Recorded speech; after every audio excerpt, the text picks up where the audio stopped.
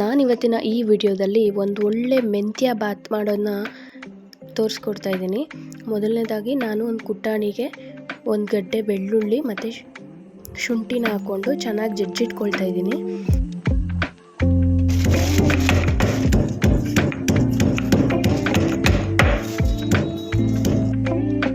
ಇವಾಗ ಒಂದು ಕುಕ್ಕರ್ ಇಟ್ಕೊಂಡು ಅದಕ್ಕೆ ಸ್ವಲ್ಪ ಎಣ್ಣೆ ಕಾಯಲಿ.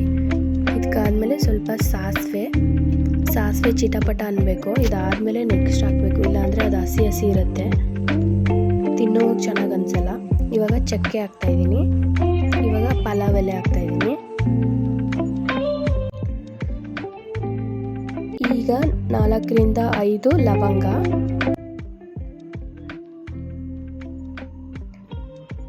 ಮತ್ತು ಸ್ವಲ್ಪ ಸೋಂಪು. ಈಗ ಇದಕ್ಕೆ ಉದ್ದುದ್ದಾಗಿ ಹೆಚ್ಕೊಂಡಿರೋ ಒಂದು ಮೀಡಿಯಮ್ ಸೈಜ್ ಈರುಳ್ಳಿ, ಇದನ್ನೆಲ್ಲ ಹಾಕಿ ಈರುಳ್ಳಿ ಕಲರ್ ಚೇಂಜ್ ಆಗೋವರೆಗೂ ಇದನ್ನು ಸ್ವಲ್ಪ ಹುರ್ಕೊಳ್ಬೇಕು.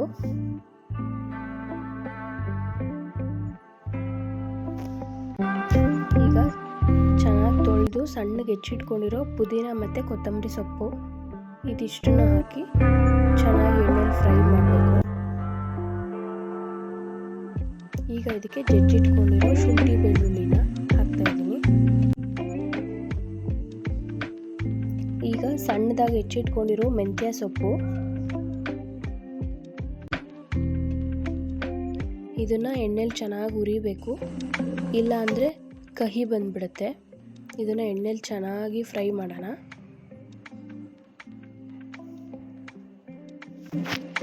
ಈಗ ಹೆಚ್ಚಿಟ್ಕೊಂಡಿರೋ ಟೊಮ್ಯಾಟೊ 3ರಿಂದ 4 ಟೊಮ್ಯಾಟೊ ಸ್ವಲ್ಪ ಜಾಸ್ತಿನೇ ಬೇಕಾಗುತ್ತೆ. ಇದನ್ನೆಲ್ಲ ಹಾಕಿ ಚೆನ್ನಾಗಿ ಹುರ್ಕೊಳ್ಳೋಣ.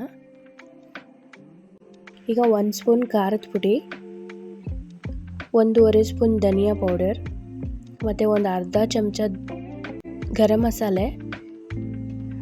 ಮಸಾಲೆ ಜಾಸ್ತಿ ಹಾಕೋದು ಬೇಡ, ಒಂದು ಅರ್ಧ ಚಮಚ. ಇದಿಷ್ಟನ್ನು ಹಾಕಿ ಚೆನ್ನಾಗಿ ಫ್ರೈ ಮಾಡ್ಕೋಬೇಕು. ಈಗ ಇದಕ್ಕೆ ನಾನು ತೊಳೆದಿಟ್ಕೊಂಡಿರೋ ಅಕ್ಕಿ, ನಾನಿಲ್ಲಿ 2 ಗ್ಲಾಸ್ ಅಕ್ಕಿ ತೊಗೊಂಡಿದ್ದೀನಿ. 2 ಗ್ಲಾಸ್ ಅಕ್ಕಿಗೆ 3.5 ಗ್ಲಾಸ್ ನೀರು ಹಾಕಬೇಕು. ನೀವು ಅನ್ನಕ್ಕಂದರೆ 4 ಗ್ಲಾಸ್ ನೀರು ಹಾಕಬೇಕು. ಈಗ ಇದು 2ರಿಂದ 3 ವಿಷಲ್ ಬರಲಿ. ಈಗ ಅದಾಗೋಷ್ಟರೊಳಗೆ ಇದಕ್ಕೆ ಒಂದು ಚಟ್ನಿ ರೆಡಿ ಮಾಡ್ಕೊಳ್ತಾ ಇದ್ದೀನಿ. ಒಂದು ಬಾಣಲಿಗೆ ಸ್ವಲ್ಪ ಎಣ್ಣೆ, ಒಂದು 6ರಿಂದ 7 ಒಣಗಿರೋ ಮೆಣಸಿನ್ಕಾಯಿ, ಇದನ್ನ ಹಾಕಿ ಸ್ವಲ್ಪ ಲೈಟಾಗಿ ಫ್ರೈ ಮಾಡ್ಕೊಳ್ಬೇಕು. ಇದು ಕಲರ್ ಚೇಂಜ್ ಆಗುವಷ್ಟರಲ್ಲೇ ತೆಗಿಬೇಕು. ಇಷ್ಟಾದರೆ ಸಾಕು.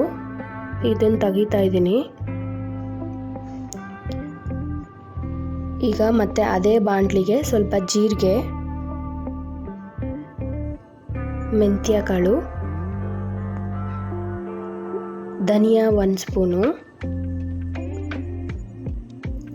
ಮತ್ತು ಬಿಳಿ ಎಳ್ಳು ಅರ್ಧ ಚಮಚ, ಇದಿಷ್ಟನ್ನು ಹಾಕಿ ಫ್ರೈ ಮಾಡ್ಕೊಳ್ಬೇಕು.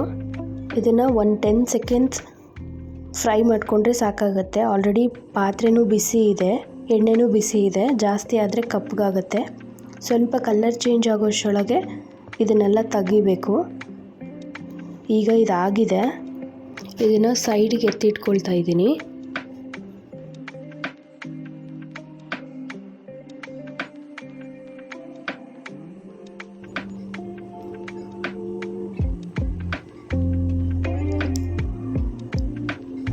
ಈಗ ಅದೇ ಬಾಣಲಿಗೆ ತೊಳೆದಿಟ್ಕೊಂಡಿರೋ ಪುದೀನ ಸೊಪ್ಪು, ಕೊತ್ತಂಬರಿ ಸೊಪ್ಪು, ಪುದೀನ ಸ್ವಲ್ಪ ಜಾಸ್ತಿನೇ ಹಾಕ್ಕೊಳ್ಬೇಕಾಗತ್ತೆ.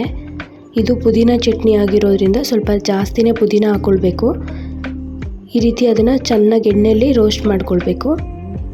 ಈಗ ಅದೇ ಬಾಣಲಿಗೆ ಒಂದು 4-5 ಬೆಳ್ಳುಳ್ಳಿ ಹಾಕಿ ಅದನ್ನು ಸ್ವಲ್ಪ ಹುರ್ಕೊಳ್ತಾ ಇದ್ದೀನಿ. ಈಗ ಇದನ್ನೆಲ್ಲ ಹಾಕಿ ಸ್ವಲ್ಪ ಉಪ್ಪು ಸೇರಿಸಿ ಚೆನ್ನಾಗಿ ರುಬ್ಬಿಟ್ಕೊಳ್ತಾ ಇದ್ದೀನಿ.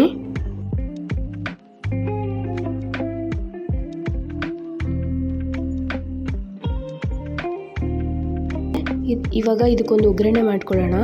ಒಂದು ಬಾಣಲಿಗೆ ಎಣ್ಣೆ, ಸಾಸಿವೆ, ಉದ್ದಿನಬೇಳೆ, ಕಡಲೆಬೇಳೆ, ಕರಿಬೇವಿನ ಸೊಪ್ಪು ಮತ್ತು 1 ಸ್ಪೂನ್ ಹುಣಸೆ ರಸ, ಇದಿಷ್ಟನ್ನು ಸೇರಿಸಿ ಒಂದು ಒಗ್ಗರಣೆ ಮಾಡಿಕೊಂಡೆ.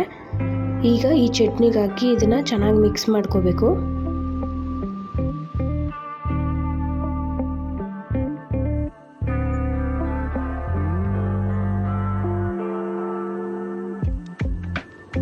ಈಗ ಪುದೀನ ಚಟ್ನಿ ರೆಡಿಯಾಗಿದೆ.